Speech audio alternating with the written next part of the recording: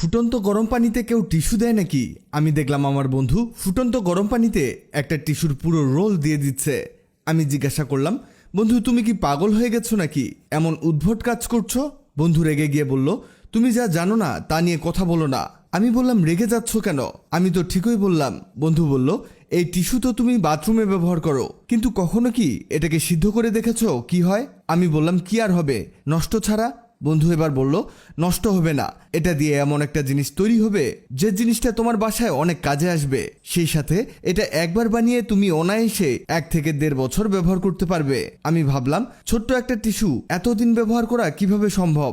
সে বলল, বেশি কথা না বলে দেখো আমি টিস্যুটাকে কেমন নরম করে নিয়েছি, আর টিস্যুটাকে এভাবেই লিকুইড করে নিতে হবে যাতে এটা নরম হয়ে যায়। এরপরে এটাকে তুলে নিতে হবে। সবকিছুই আমার মাথার উপর দিয়ে যাচ্ছে। সে আসলে এটা দিয়ে কি তৈরি করছে এটাই ভেবে পাচ্ছি না। দেখতে দেখতে সে পুরো টিস্যুটাকে বাটির মধ্যে নামিয়ে নিয়ে বলল, এটাকে এবার ব্লেন্ড করতে হবে।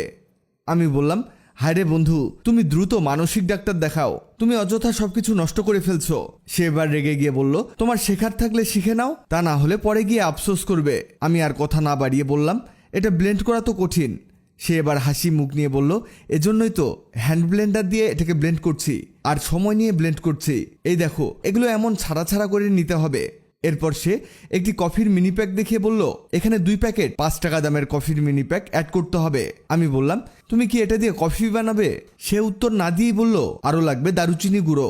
এই দারুচিনি গুঁড়ো এতে দিতে হবে 2 চামচ পরিমাণ। আমি বললাম, বন্ধু তুমি তো বিজ্ঞানী হয়ে গেছো। সে এবার খুশি হয়ে বলল, ধন্যবাদ। আমি বললাম, তুমি হইলা কচু বিজ্ঞানী, অযথা সব এক্সপেরিমেন্ট করছো। সে এবার বলল, তোমার আচরণটা ঠিক করো, অযথা উল্টাপাল্টা কথা না বলে দেখো আমি কি করি। পরে গিয়ে খুশি হয়ে যাবে আর আমাকে অপবাদ দেওয়ার জন্য সরি বলবে। সে এগুলো মনের সুখে মিক্স করতে লাগলো। সে মিক্স করতে করতে জানিয়ে দেই, আগের ভিডিওতে কমেন্ট করেছেন মুর্শিদাবাদ থেকে ইয়াসিন আরাফাত, সিলেট থেকে আসিয়া আক্তার, মালয়েশিয়া থেকে সেলিমুল্লাহ। আপনারা যারা কমেন্ট করেছেন আপনাদের ধন্যবাদ। এবার সে বলল, দেখো এগুলো পারফেক্ট ভাবে মিশিয়ে নিয়েছি, এবার এগুলোকে লাড্ডু শেপ দিতে হবে। সে হাত দিয়ে ঘুরিয়ে ঘুরিয়ে লাড্ডু শেপ দিয়ে নিচ্ছে। আমি শিওর বন্ধুর মাথা খারাপ হয়ে গেছে, সে কি বানাচ্ছে এগুলো। আমি বললাম, এগুলো লাড্ডু বানিয়ে তুমি কি করবে? তুমি কি খাবে?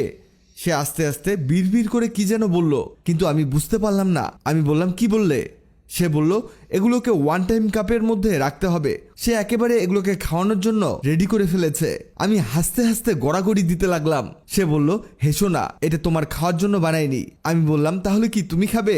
আরো হাসতে শুরু করলাম। সে বলল, আরে না, এটা মূলত পিঁপড়া, টিকটিকি, তেলাপোকা, বিষাক্ত কীটপতঙ্গের জন্য তৈরি করেছি। এটা রান্নাঘরের চিপায় চাপায়